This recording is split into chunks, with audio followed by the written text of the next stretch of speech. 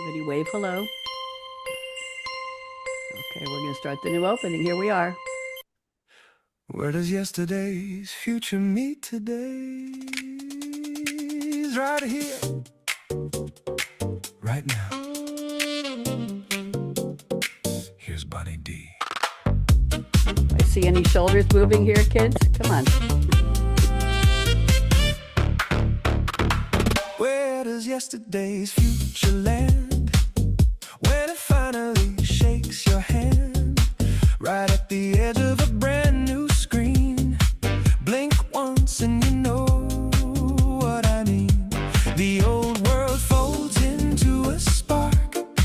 One little switch in the dark. And tomorrow's knocking, just minutes away. Can you hear it rocking? Can you hear it say?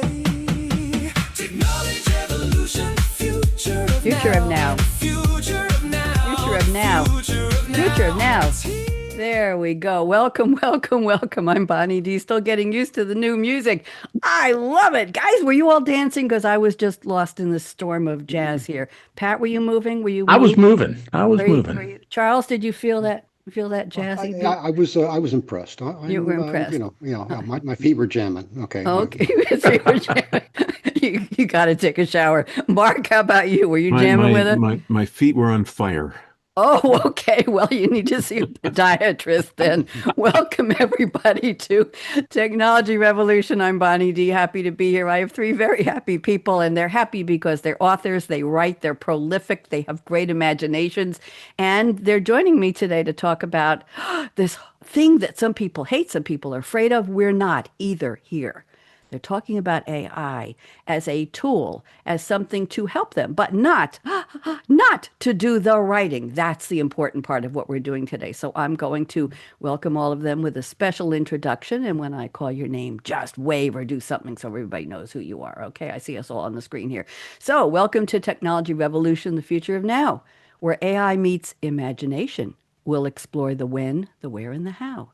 Bonnie D on her Scarlett Mic is leading the way. The future of fiction authors and AI in our spotlight today. Charles Breakfield, wave hello. Pat Daly, wave hello. And Mark Morton, too. Predict how AI will help novelists perhaps streamline what they do. From historical research to formats, personas, and PR, collaborating, not replacing, so human authors are the star. Okay, now I have a special introduction for each of you. Charles, you're first. This is new, by the way. I have to do it every time you're on the show. We do a new one for you.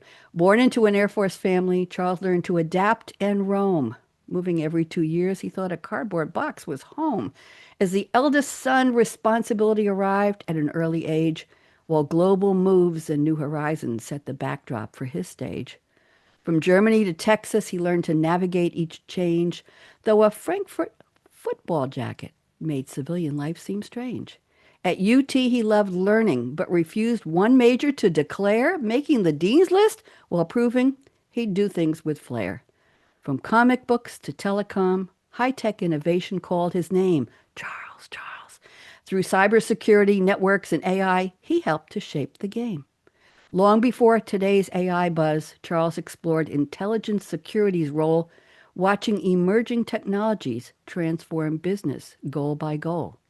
Now his enigma thrillers blend cyber risks with futures bold and bright, where innovation, danger, and human choices collide in every flight.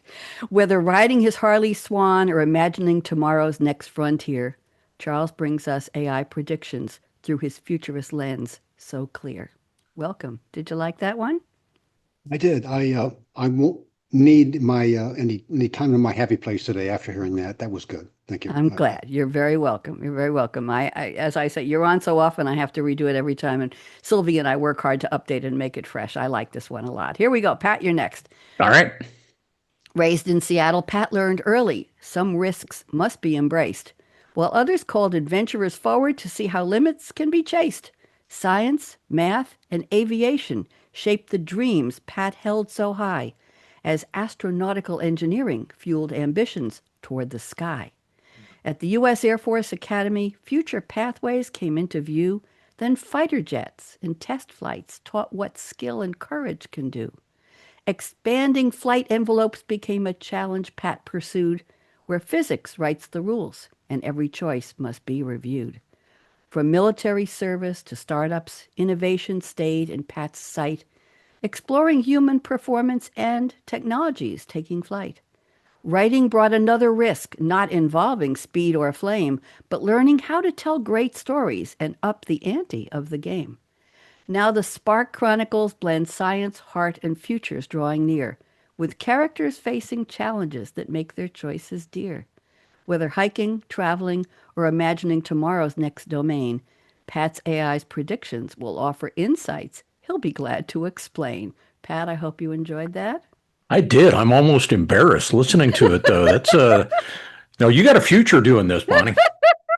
Thank you. I'll tell Sylvie she's my partner in crime. I'll tell you later. Mark, you're next.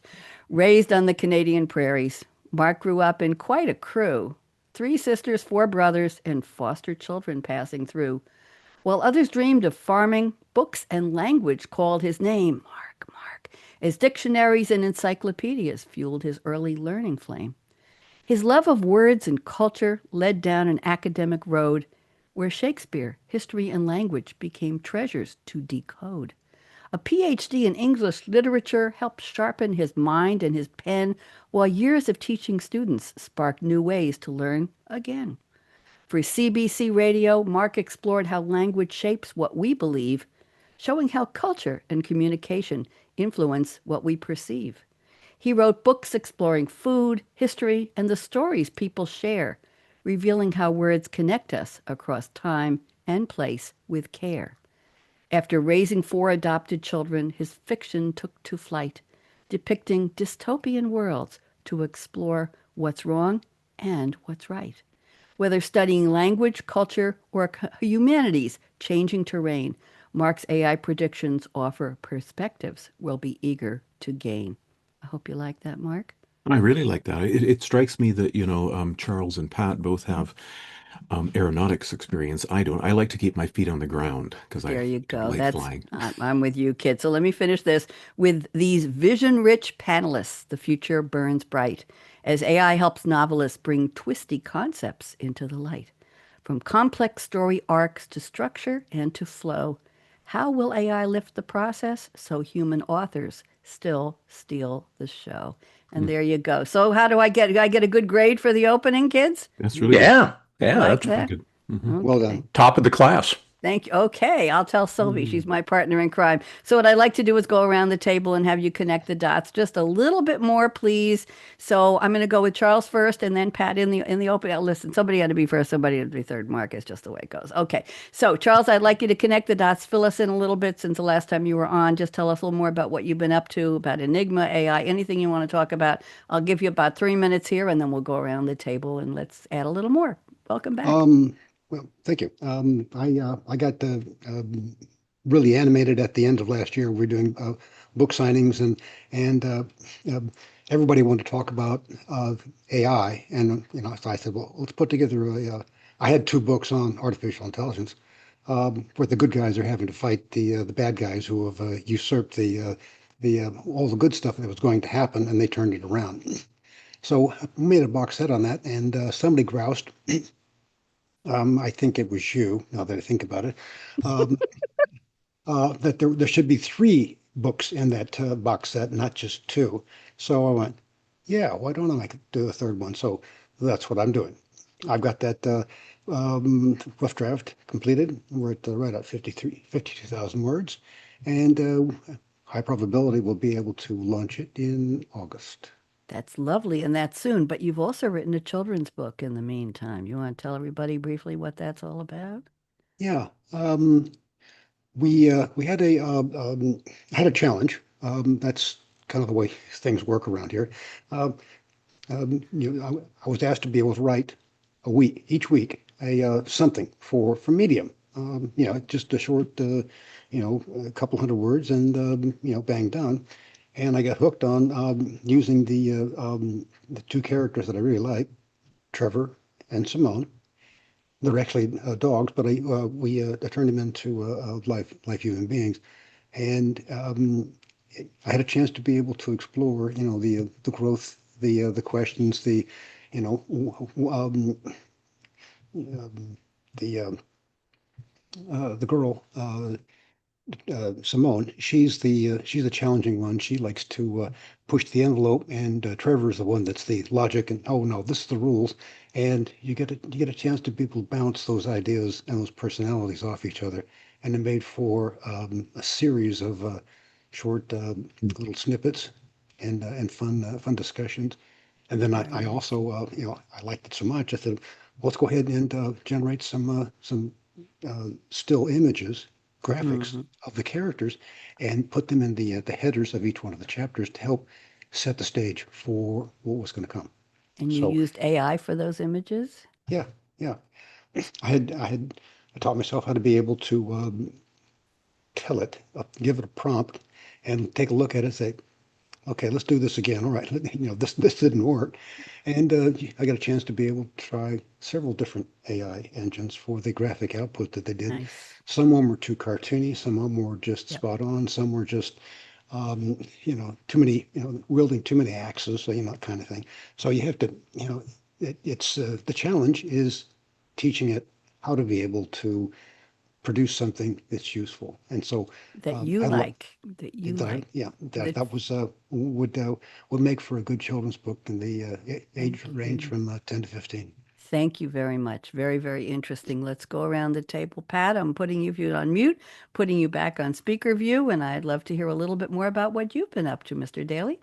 Right, sure. Well, I've taken a little bit of a hiatus from my fiction writing to take on a nonfiction uh, book that deals with real world cybercrime that occurred.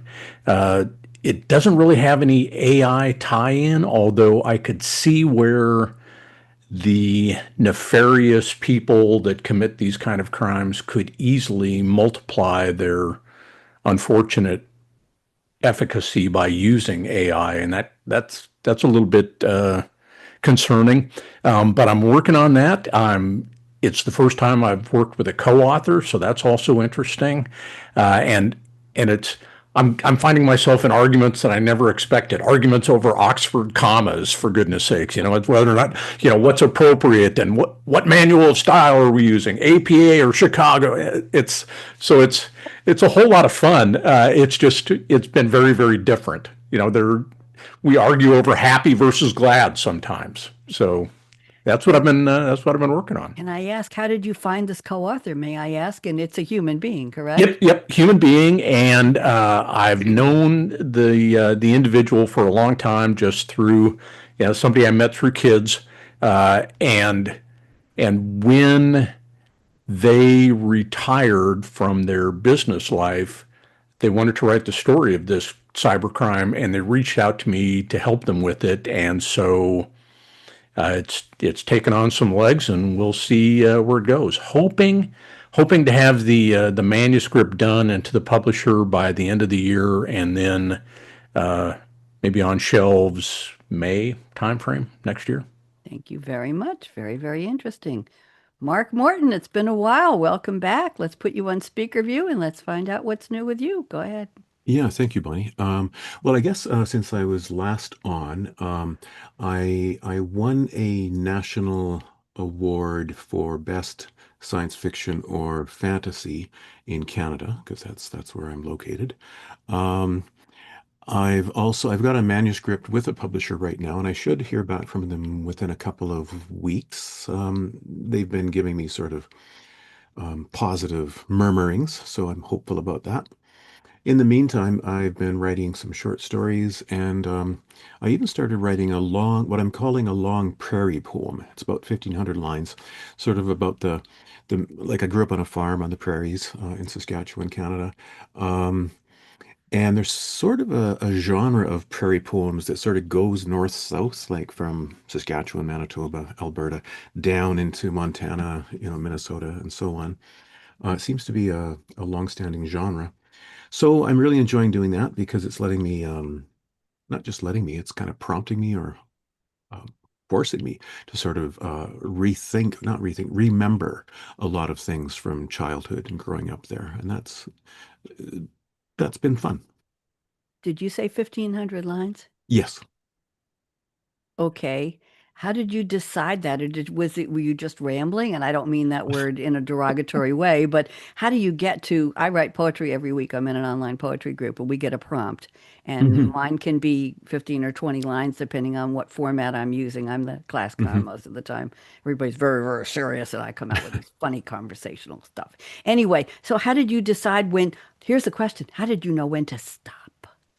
Well, I sort of went through all of the episodes or scenes that I wanted to, and I think it was fortunate because prior to beginning it, I had figured out, what's the longest, um, what's the shortest, and what's the longest in terms of lines that a publisher would accept for a long poem, and it's got to be at least around 45 pages and probably no more than 80, and this would fall into about 50 pages, so it's sort of at the lower end of what a book publisher would publish.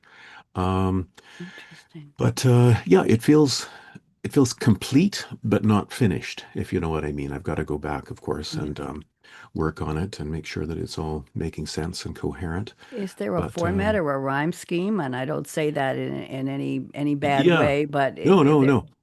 No, there's no rhyme scheme. It is in. I mean, I've read so much 16th century English literature that iambic pentameter is. I almost can't not write in I iambic was going to ask pentameter. what the meter is. Yes, very Yeah, interesting. Thank you. yeah. So that's what it is, more or Thank less. you. Very interesting. I do a show here a couple times a year with three published poets. One of them you may know through your creative edge agency you all use, and some of you used to use. And they do live readings, but I take pieces of their poetry and put it into a PowerPoint, and Mhm. I display it, and then they do a live read, and then we comment around the table. If you're Nice. interested, Mark, you let me know. Hmm. Okay, Hmm. I've got another Sounds one good. coming up in August, I think. Well, wonderful. Show's over. I'm so happy to update with all of it. Okay, no, let's go to the quotes. I've asked you each to send me a new fictional quote from a movie or a TV show or a song lyric. Charles, I'm going to start with yours. This is an interesting one, brief and to the point. It's a long quote, but the my lookup on it was brief.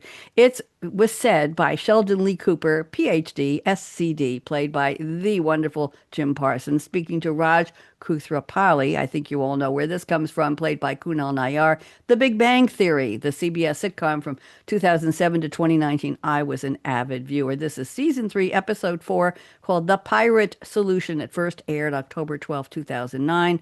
Raj has to find a new job or be sent back to India. Sheldon's solution leaves Leonard and Penny dealing with Howard as a third wheel. If you know the characters, you know the characters. Here's the quote Charles selected. There's a fine line between wrong and visionary. Unfortunately, you have to be a visionary to see it. What an interesting quote. Go ahead, tell us, what does this have to do with our topic? Go. Well, I mean, it's all about timing. I mean, you've got the, if you're looking forward, you're visionary. You can see the things that could be, that should be, that you want to explore. And then the stuff that's wrong, that's always a backward view, looking over your shoulder, saying, "Well, that could have been better." Okay. They look like the two different directions from the same decision. Hmm. And that's a lot of what um, AI is being cast as is like, okay, this could be great, or it could be, really evil, and we but you can't tell that, until you look back and say, look at all the stuff that's happened that was terrific that we didn't count on. That's what I expect. Interesting, very interesting. And by the way, I want to tell all of you that the closing 2 or 4 lines of your introductions today, I did battle with my Sylvie. She's my collaborateur. We speak in French a lot. I did battle with her on what I wanted the last 2 lines to say, how I wanted the rhymes to be, the words I wanted to use. I'm called the rhyme duplication police. That's what she calls me. I'm the tweak guard, and I will make sure that. And I wasn't happy with anything she suggested, and I came back and we went back and forth for about 10 minutes for each of you for just the last 2 to 4 lines of your introductions until I, the human, last I checked, was happy and felt I could. And we had a debate about whether it would be a good read on the air and whether it would flow and whether it would have a good rhythm and meter to it, Mark. And when I read it, and I won, of course. Charles, I was the visionary, and I won the You're war. the visionary. Got it. Yeah, I I can am. believe that. Yeah. I know you can. Okay, I just had to tell you. I'll tell Sylvia you liked your introduction. She'll be it's Sylvie. Yeah. Okay, Pat, I'm looking at your quote. This is an interesting one. It's spoken by the narrator guide, voiced by Stephen Fry, The Hitchhiker's Guide to the Galaxy, 2005 sci-fi comedy film. Let's see now. We know that Douglas Adams co-wrote the screenplay with Carrie Kirkpatrick. The film is dedicated to Douglas Adams, who died in 2001 before production. The film grossed over $100 million worldwide. And you want me to read a little about the synopsis of it, or should I just go to the quote, Pat? What would you like? Oh, go to the quote. Just go to the quote. Okay, here we go. Interesting. Space is big. You just won't believe how vastly, hugely, mind-bogglingly big it is. Okay, Pat, I hope I did justice to that. Go ahead. Tell us. Nicely done. Nicely Thank done. you. Thank you, dear. Go ahead. What does this mean to our topic? Go. Well, just a little background. The distance between the Earth and the moon is enough to put every other planet in our solar system lined up edge to edge and still have space. So, we think about how big Jupiter is and all this stuff. Well, still, the space between us and our nearest neighbor is bigger than that. So I think when we think about AI, we tend to think small, and that scares us. We think about what it's going to take away, and that scares us. But I think, like we were talking about in the pre-show, Bonnie, about what it can do to help people that have never experimented with certain things and to broaden our horizons. It's got capability way beyond large language models and helping us write better emails. So I think when we start thinking about AI, we need to widen our perspective a little bit to look for those really wonderful things that it can do for us. Did you just say that? We have to brand that. We have to put a trademark. The wonderful things it can do for us. Thank you, Yeah. Pat. Oh, you're welcome. Thank you very much. That's refreshing. That's what we're here for. I tell people, you want to go bash, trash, smash, and do everything bad about AI, go somewhere else. This show is about the possibilities, the opportunities. It's here. Get over it. It's not going away. So what are we going to do about being humans who use it well and make it better? That's all I can say. Thank you very much. That was lovely, Pat. Okay, let's go to Mark's quote. Mark, you're really challenging me to read this in Italian, but I will. So just let me tell everybody what it is. This is a nonsense song. It's a parody of a popular 1917 French song, Titine, je cherche à Tatine.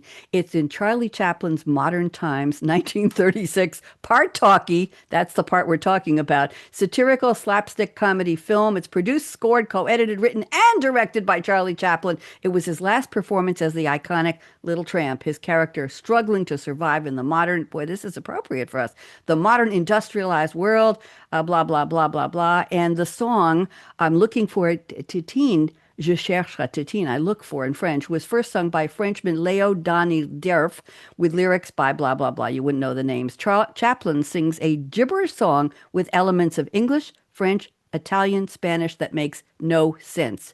He's lost the words he wrote in English on his cuffs. Okay, so this is comic nonsense, and you have to tell us what this has to do. But let me see if I can possibly read this correctly here. Bear with me. Si bella guisatore, je notre sa cafore, je notre si cavore, je la tu, la ti, la toi. Okay. Mark, you want to give me a grade on that one? I think that's pretty good, in terms of my ability to speak nonsense Italian. I didn't rehearse it, so this was cold. So go ahead, rescue me, please. What does this mean to our topic today? I'm letting you get away with this one. Go ahead. Yeah. Well, first of all, it's one of my favorite movies, maybe my very favorite movie, and I think it relates in this way. Like prior to that scene, and that scene is very, very close, second last scene of the movie. The only people who speak in the movie are sort of the captains of industry, and that captain of industry speaks through a TV screen all the way back in 1936. So it's this sense of technology that is doing all the speaking. So in that scene that you were just referring to, yeah, that's the one where Chaplin metaphorically and literally finally finds his voice, or the tramp character, I should say, finds his voice. And Pat, yeah, was referring, when we were chatting before we began about some of the ways that AI can help people find their voice or their métier. And so that's how I see it connecting because, yeah, prior to that, it's like machinery and automation has taken away the voice of people in that movie. And Chaplin finally finds it at the end. And even though it's gibberish, it still is meaningful to his audience because, he just performs it so well. They love it. He becomes a big hit with it. So that's the connection I'm trying to make. Thank you very much. That was very interesting. I'm glad you liked my read. I could have said anything and you probably would have said it was okay. Charles and Pat wouldn't have known the difference. That's okay. Thank you for the quotes, gentlemen. I appreciate it. When was the last time people called you gentlemen? Don't say a word. Okay, but I digress. Okay, got to keep you smiling. Let's go to the predictions. We've got lots of time left. We did all that in the first 27 minutes of the show. We got plenty of time. So, Charles, I'm going to your prediction number 4. They were all great, but I think this one will resonate. And the theme is, how will AI help, support, collaborate, be a tool for fiction authors, which you all are, but not the writing. And we're focusing on not the writing, but the surrounding infrastructure, whatever you need to get the job done. So I'm going to go to number 4, and I think we'll all appreciate this one. I do. So Charles says, AI will assist authors in creating compelling pitch decks for potential movie or TV adaptations. Pat's already saying, Mark's not sure. By analyzing the book's plot, characters, and themes, AI will generate visual storyboards, mood boards, even sample dialogue scenes. These decks will be tailored to production companies, highlighting the market potential and visual appeal of the story. I'm going to let you tell us more rather than me read the details, Charles. This is very well done. Why don't you tell us, are you using this yet? Do you think you will? And go ahead, take over. Well, I've done it both ways. I mean, I started, I said, okay, I'm going to go figure out how to be able to do my own pitch deck. Okay, look it up. Where's the definition? Here's the metrics that you have to be able to observe. This is what they're looking for, and it's a big jump. And there's actually I've talked with several producers and at the Austin Film Festival, and they all had pretty much the same thing to say. I don't have a whole lot of time. You will be pitching to people who don't have a whole lot of time. And you've got to distill everything down to, and I actually went through one of the competitions, and you have 90 seconds to be able to pitch me on the idea. And if I like it, the words that they'll say is, tell me more. So doing that was like a couple-week exercise. You do it, you try it out. The family members get so tired of you practicing on them. They see you coming with your materials, and they run this. You can clear a room in minutes. Okay. Go ahead. So yeah, but having an okay, turn this over to an AI engine. Say, build me this. I mean, these all take an extreme amount, a lot amount of time, but you still get to be able to grade it, polish it, and say, okay, try it on me. And that's that's where we having the AI engine read it back to you with the nuances, the subtleties, the inflections in your voice. That's what makes it. That's where the pitch of the human. It gets the extra polish from the input from the AI engine that says, here's the raw materials. How do you want to assemble it? And the assembly part, it becomes more polishing, more discussion. Let me try this again. And all the different things that you need to be able to put together a pitch deck, to be able to, comparisons. You need, some dialogue examples. This is a lot like, Jaws meets Predator, kind of, this is what, how to describe your work. sometimes they'll tell you this, you're too close to it. Have somebody describe it Mm, to you. mm. And then he's like, oh, that's not what I meant. Or is that what you see? And that's where you start challenging. Um, just take what's offered to you. It gets you to think. And that's what I like about the that prediction is Yeah. it has here's some tools to be able to help you become that pitch deck professional. Interesting. And the whole concept of is my book or my series ready for movies or TV? Would somebody have that uh, visionary POV point of view to say, yeah, there's something here. People will want to see this on a screen somewhere. Let me go around the table and see Mark, and let me start with you, Mark, and then Pat. Thoughts, just bounce off what Charles just predicted. Would you use it? Is this something that would work for you? Are you thinking of taking your books to that level? I won't say the next level. Mark, what do you think? Well, it prompted me to think of something that hadn't occurred to me before, Mm, which is that sometimes probably every writer you kind of get down about what you're writing and you think, should I keep going? And you lose motivation. And I've never done this, but I'd be interested in those moments of interacting with an AI platform and saying, I'm feeling down. Can you kind of give me a boost? Can you help me get out of the writing doldrums? Like a writing therapist almost. So I'd be interested in trying to use it that way. Yeah, hmm. yeah, Charles, go and that ahead. yeah, and that's where I see a lot of potential for you know you've been there, Mark. You too, Pat. You've written something. It's like, you know what? That sounds kind of cheesy. Mhm. Can't this be any better? Can't and you do that back and forth with something that maybe not quite as harsh as some of the ones that I've played with, where they said, gee, this has all the appeal of a name tag that you wear on at a conference. Okay, those are Ugh. yeah, yeah, yeah.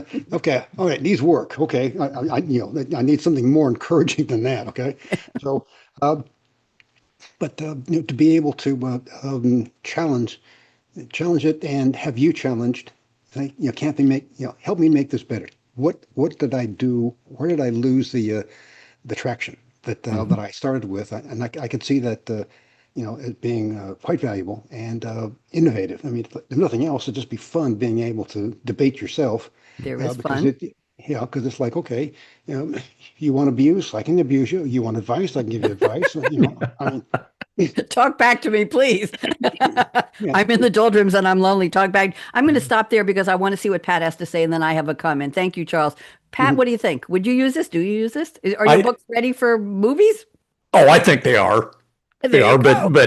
but Steven Spielberg hasn't called me yet, so I'm waiting. Uh, but I love the idea, and one of the things that really resonated with me, Charles, was the whole preservation of the family aspect of this, because I know I have pestered my wife and daughters to the point that they really don't want to hear about it anymore. My wife even got to the point where she said, "We're done. I'm not talking about this book with you Wait a minute. What do you anymore mean we're until it's done? That's published." done or we're done? Okay, go Yeah, ahead. we're done on the topic. And so it was like, ooh, I guess I pushed a little too hard too often on that. So I like the idea that, if you irritate the AI agent, They'll love yeah, you tomorrow. Trust yeah, me, they'll still love you tomorrow. absolutely.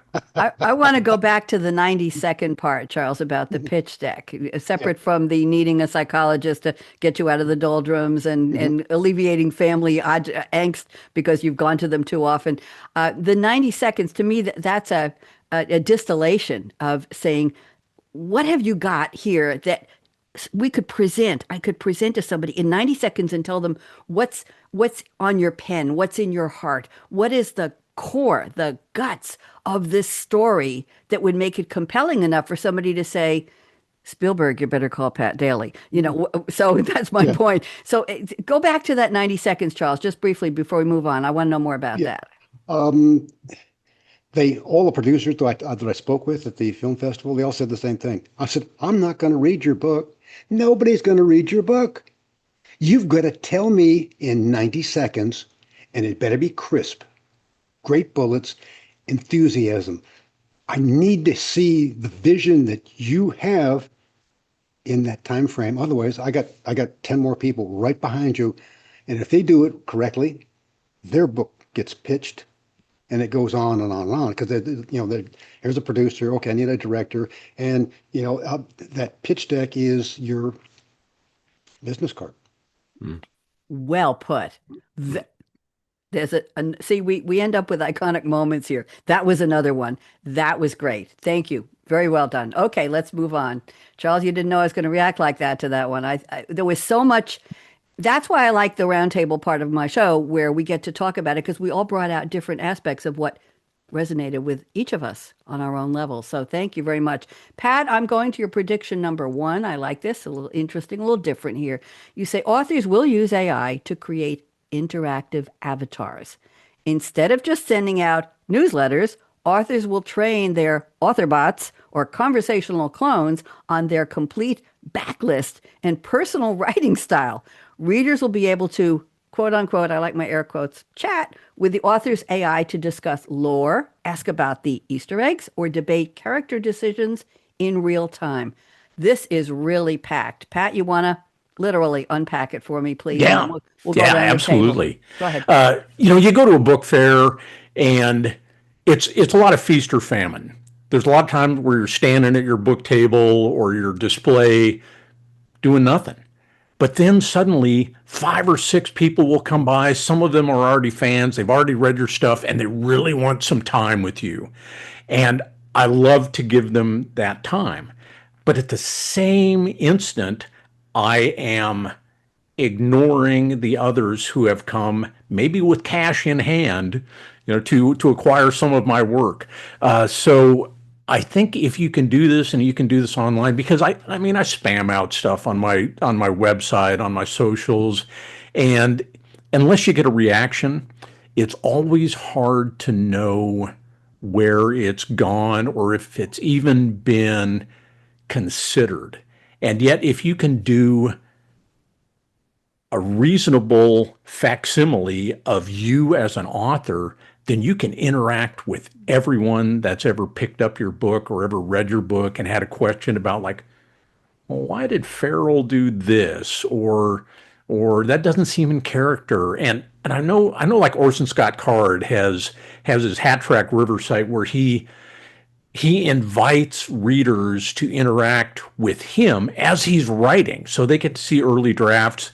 And I think an author bot could help you do this as well. Not just the stuff that Charles talked about, but actual feedback from the real human readers and hopefully producers that get into it. And sometimes, I throw a bunch of Easter eggs into my books, and I don't know if they always land with the audience. And it would be nice to get a little feedback that says, I was curious about this. So I want you to explain briefly what an Easter egg is because all of us, I know, understand it, but there might be some people at a higher age level or a much lower one who have never heard of an Easter egg. And I'm supposed to whisper because that's what you do with Easter eggs. So, okay. Pat, just tell us briefly, what is an Easter egg? Okay, an Easter egg. Okay, an Easter egg is something that an author drops into a work that it may be, some of the ones I've used have been Star Trek references that are just dropped into the middle of the work. And what you hope is that someone will discover that and go, oh, so I know that he's a fan as much as I'm a fan. And so little things that are subtle shout outs to other people's work, or, sometimes it can be a shout out to your own work. I guess you could drop Easter eggs to other stuff you've written. But yeah, that's what an Easter egg is. Cultural reference, hoping for an aha moment. Yep. Interesting. Charles, why don't you go first and talk about what Pat said in terms of the author bot? What do you think? Do you have one? I don't at this point. The things that I'm really more interested in are the visuals to go along with it, because that's the segue to if I can help you visualize what my words look like, then perhaps I have an easier time to being able to explain to you this is movie material or for TV. So the generative AI engines that I play with, I've got another video that I just put together for The Dream, which is another children's book. It lends itself, to the that storytelling, and that's those are the things that I like. And but to your point, Pat, whenever somebody challenged us on a topic, we had this one reader. She I got flame mail for two different books from her. Well, this character is disgusting, despicable, and cannot be redeemed. I don't understand why you've got her in this. She's a femme fatale, and it just I'm astonished that you keep her around. By the third episode with her in it, I get this note back that says she's redeemable. Oh my God, I love this character. That person is very invested in your characters, Charles. They were invested, but and a lot of times we would take such suggestions, to your point, and do a short story separate as a backstory for the major novel. I mean, all the material, you can't put everything in one book, and sometimes it's like, okay, so you end up with this genealogy, this your universe. With backstories, okay, where'd this character come from? Oh, here's the story from, what happened to them after the story? Here's the backstory for what happened after the failed enterprise. Fun exercise, and it gave us the chance to be able to say, good comment. Here's what we did to reply to them. So it was a nice interaction that created a stream of additional material. Thank you. I like the genealogy concept. Mark, what are your thoughts on what Pat shared in his prediction and what Charles commented? Go ahead. Yeah, this idea of an author bot, that just blows my mind. I have never thought about something like that. It makes me think it's almost like having your own sort of literary butler who can find or going further back in history. There used to be what were they Waiting called? for the female counterpart of that, but I'm not going to egg you on. Yeah, yeah. I was going to say Well, Keisha, but no. Okay. There's the role from embarrassed hundreds Charles. of years Go ago, ahead. Go ahead. the amanuensis, which was somebody who was always at the hand of an author and would fetch books for them, would write if they got tired, read to them. Yeah, so like having Ballet, just having butler. yeah, valet is a good way of Ballet, putting it. okay. That's fascinating. Yeah. Interesting. Pat, had you thought about that? I have not, but I do like it. I mean, right now we kind of do that ourselves, Yeah. but the idea to just be able to say, yeah, fetch me the data behind my assertion that the Mars Climate Observer was a failure of NASA's of epic proportion, and and then I can fact check myself. Actually, I'm using the AI to do it, but I can do it much more quickly. I like that. There you go. And by the way, Charles, I think one of on my Say What Good News show, I know you're a fan of that, and I'm going to introduce Pat and Mark to my new, it's 5 days a week, and it's about 4.5 minutes a day. And I pick up a couple stories that most people wouldn't have heard of. I think the Bronte sisters, one of the manuscripts just went on auction in the original cloth cover, and the comment was that and this was it wasn't Jane Eyre, it was one of the other Brontes. There are three: Charlotte and Jane, Charlotte and Emily, and the other one. Anyway, the point was that they said when one of those books came out, we're talking hundreds of years ago, it was panned as disgusting and vulgar. I just wanted you to know, but I think they redeemed themselves. The auction went for a lot of money. Okay, Pat, are you good? Can I move on? I think I'm good. Move on. That was very, very interesting. Mark, I'm picking on two of your predictions. I'm going to combine them, number 2 and number 3. You don't have to find them. I've got them here. So Mark says the following. AI will continue to be used to make formatting updates in manuscripts. Listen up. This could range from changing a character's name, for example, find all instances of Sean, S-E-A-N, and change it to Sean, S-H-A-W-N, to change the tense of the narrative from past to present or back the other way, or even changing the narrative perspective from first person to third person or back the other way. That's the first one. The second one, you say AI will do the job that is or used to be done by developmental editors and fact checkers. One of you mentioned fact checking, reviewing the manuscript to find errors or inaccuracies regarding historical events, timelines, and other potential inconsistencies. Mark, why don't you unpack this for us, please? And then we'll see what Pat and Charles have to say. Go ahead, Mark.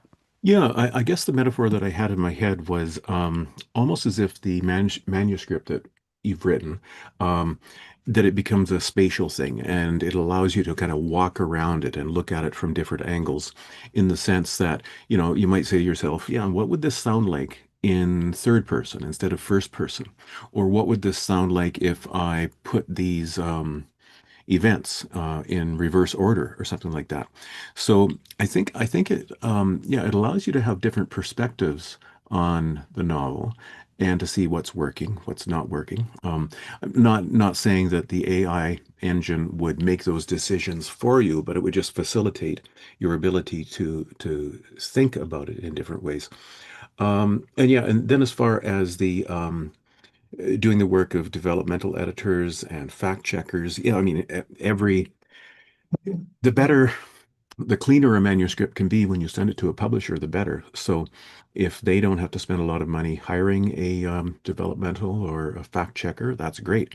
I've done freelance work as a fact checker, and I really enjoy doing that, looking things up in history and so on. But it's an expense that I think publishers have to take into consideration. So if you can preclude that from your book because it's from your manuscript because it's in such great condition, I think that will make it more enticing to a publisher. Interesting. And there's also the question of speed and the question of what Hmm. does the AI engine have access to? What is it Yeah. trained on? What history can it find? And we don't want to talk about hallucinations, but there's that danger. But speed also, it could be done. Yes, I know, much faster. Let's go around the table. Pat, why don't you comment on Mark, and then we'll get to see what Charles has to say. Go ahead, Pat. A couple of things that popped into my mind as Mark was talking. One was the ability to use this as a continuity checker. Mm. And just like, I mean, like they do in TV and the movies, make sure that the coffee cup is at the same level or the same coffee cup. You can have that checked in your manuscript, but also you said you can do it spatially, and that immediately put me into what if you could have your AI work with you in a VR or AR kind of environment where you can Hmm. literally walk through the pages of your work and get a better feel for the organization and the flow. I think that's a really cool idea. Hmm. Hmm. We're looking for cool ideas. Charles, you have any cool ideas based on what Mark proposed? Um, yeah, I thought that was being able to time to money discussion, being able to but I've caught that same you read, you reread, and you find something like, okay, they did something on this page in this chapter, and the next page that's 6 months later, or is it 20 minutes later? I've got it wrong. Oh, gee, Hmm. catching those time sensitive episodes. Did I give them enough time to be able to get to the next scene? I think that would be very valuable. Again, that fact checker, the spatial attribute that you had indicated. I'd like to be able to kind of let you alert you both, and you too, Bonnie.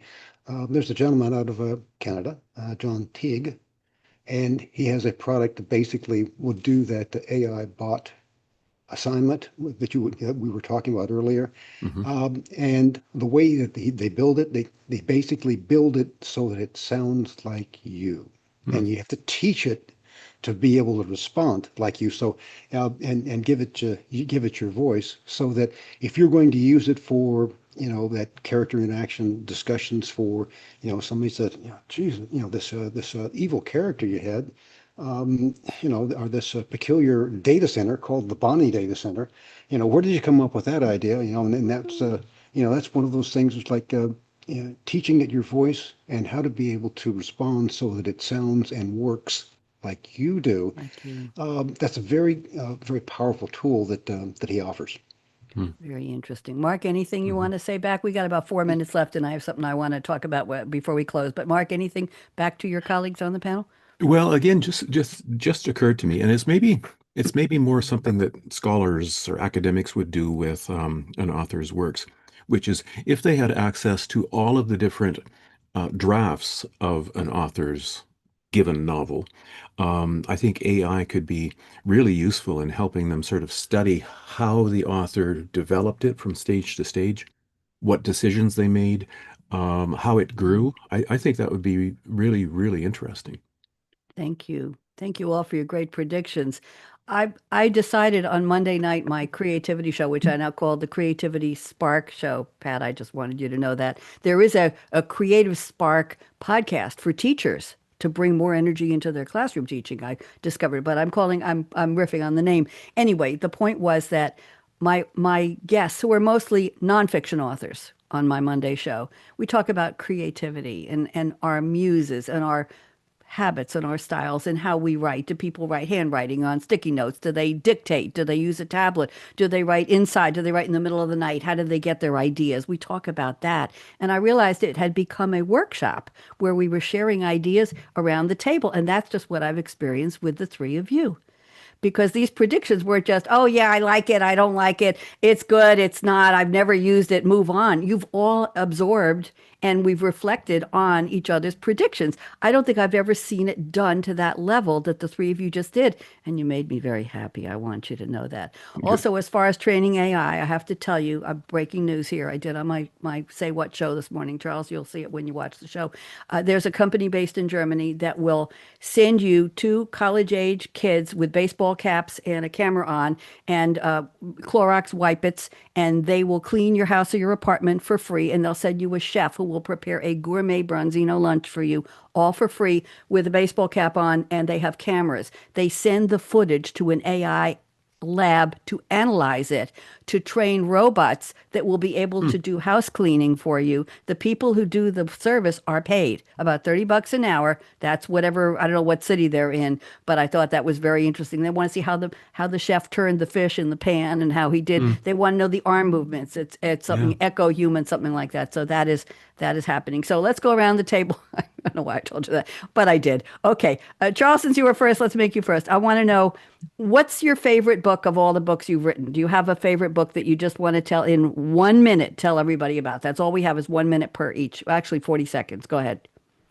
Oh, wow. That's like asking you, which one of your kids you like best. Okay, I mean, come on, this is Well, I have awful. two, Yeah, so it's yeah, a 50. yeah, okay, yeah. Which Depends one of upon my the, shows I like best? I have okay, about all right. 1,000 shows. I'll beat you on Okay, that one. Go ahead. okay, yeah. I'd have to say the book that I'm writing currently, The Enigma Reckoning, Yeah. because it ties together the pieces that I left orphaned.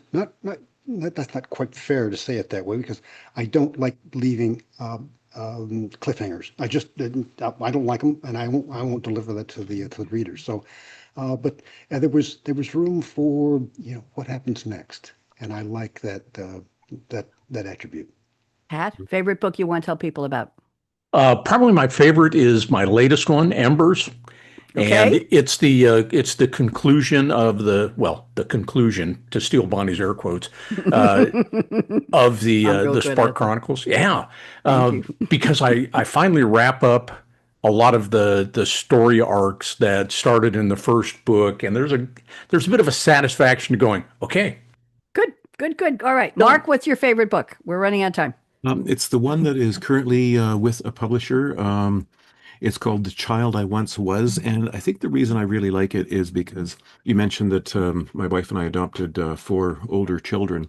And in this book, I've sort of tried to weave themes pertaining to adoption and discovery of identity and things like that. And I really enjoyed doing that. Thank you. I want to thank the three of you. This has been delightful, delicious, enriching in so many ways. Thank you for going with the flow and helping me turn this into a really interactive workshop roundtable where we shared ideas. But I love the way you were surprised a little bit, and the air quotes. I could see the ideation happening. Yeah, I never thought about that. Well, maybe I'll try that. This is why I do this. And I thank you. And let's put on some closing music and stick around. We'll talk afterwards if you got a couple seconds for me. Let me see. Where is the closing here? Open, closing, Tech Rev. Here's Bonnie D. It's only 40 seconds. Bear with me. Where does yesterday's future land? When it finally shakes your hand, right at the edge of a brand new screen. Blink once and you know. You know what I mean. Technology evolution, future of now, future of now, the future of now. Technology evolution, future of now, future of now, future. We're just going to stop that. Thank you. Wave goodbye.